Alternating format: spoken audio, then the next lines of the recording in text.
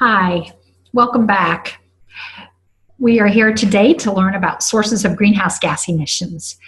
And so we're going to go through the various categories, the various sources of greenhouse gas emissions. As I scroll through this PDF file, some things may be blurry just because of the pace of the recording. So hopefully it will work well, and you can go online to the Educator's resources page and get a copy of this PDF file to show to your students if you think that's appropriate for the grade level that you teach. So the first source of greenhouse gas emissions that I wanted to talk to you about is infrastructure, and that basically means things like bridges and highways. How many greenhouse gas emissions do you think are created through infrastructure for the United States? Well, it's not very much. It's actually only 1% of the greenhouse gas emissions that are generated in the United States. So on this graph, this line graph, the little dot shows 1%, and that's infrastructure. Use of appliances and devices.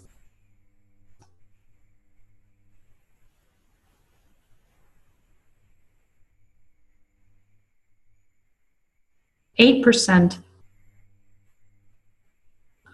of greenhouse gas emissions are created with our use of things like our washing machines and dryers and cell phones that we're plugging in.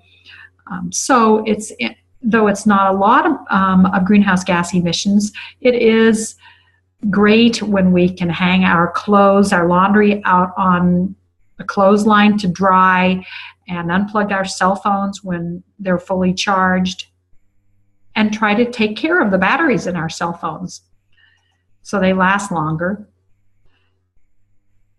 There it is on the line graph. Personal transportation. This is moving people from place to place. That would be from buses, Amtrak, jets, and cars. And that is a significant part of a significant source of greenhouse gas emissions at 24%.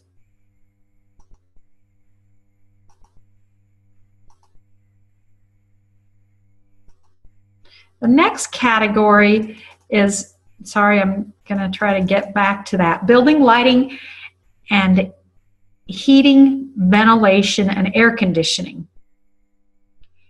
Any guess how many greenhouse gas emissions are emitted as a result of our building, lighting, and HVACs?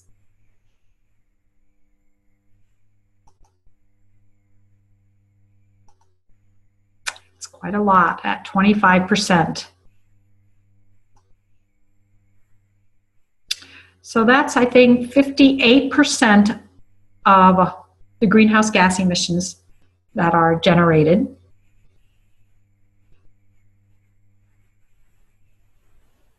What we're talking about in this class are the greenhouse gas emissions that are generated as a result of the everyday stuff of our lives.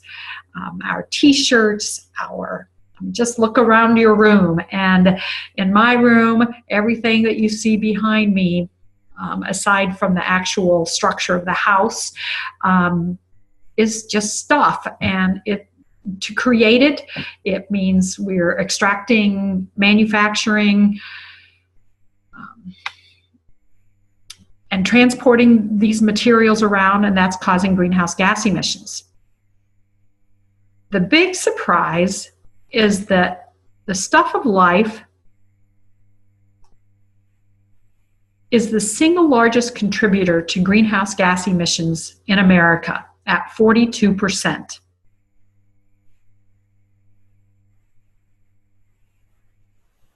So here are some examples. A pop bottle or water bottle, a cell phone, a t-shirt. So this is the chart. And this is really important, a really important concept for you to understand. This is all information, all statistics from the Environmental Protection Agency. So 58% of greenhouse gas emissions are a result of infrastructure, use of appliances and devices, shuttling people here and there, and from HVAC. And then the remaining 42% is from our stuff.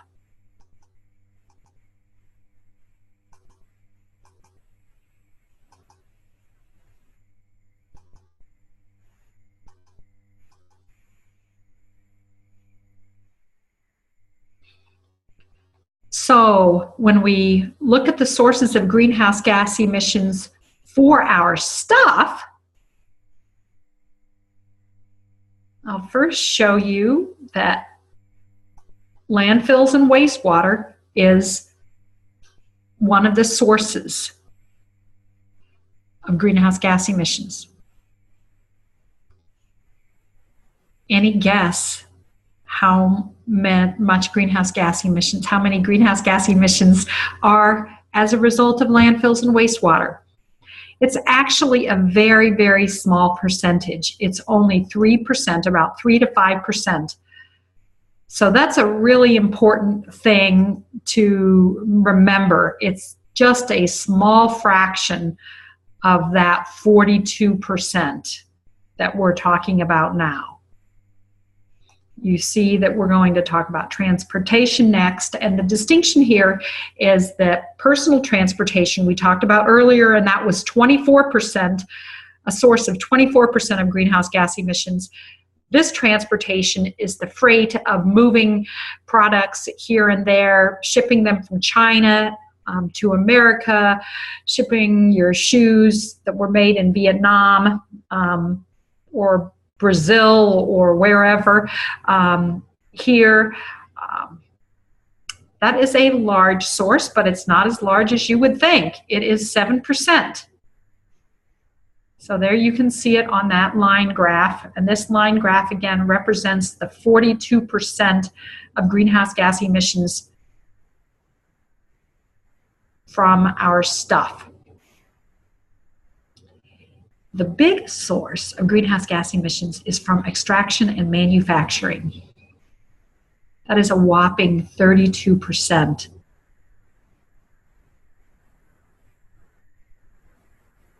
So there's the chart. And so one of the things that I'm interested in, as I said in the first video, is that we focused a lot on recycling, and you can see that landfills, though recycling is important, and the 3% of greenhouse gas emissions that are emitted as a result of landfills and wastewater, that's still a large percentage, and we want to reduce that. But if we can reduce waste, prevent waste from happening in the first place, we'll have a lot bigger positive environmental impact.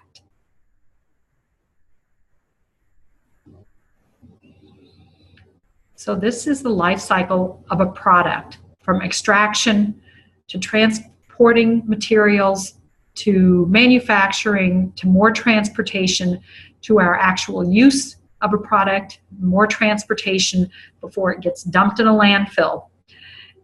And we have some lesson plans where we're encouraging students to think about ways that you can intervene and have solutions to these problems so that materials can be recycled and then reused again, and you cut out a lot of this process.